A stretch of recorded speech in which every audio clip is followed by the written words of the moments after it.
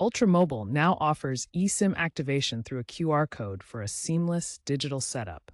This eliminates the need for a physical SIM card. First, purchase or activate an Ultramobile plan through their app or website. Once you've done so, you will receive a QR code via email, SMS, or within the Ultramobile app.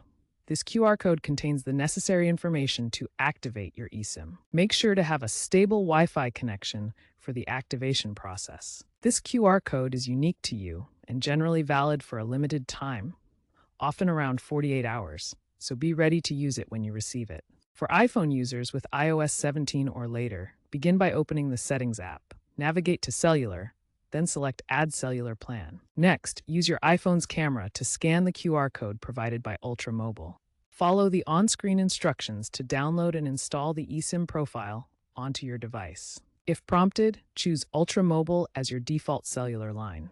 Set the access point name to fast.ultramobile.com for proper data connectivity. Finally, restart your iPhone to finish activating the eSIM. For Android devices running version 12 or higher, open Settings and go to Network and Internet, then SIMs, and select Add eSIM. Use your device's camera to scan the Ultramobile QR code.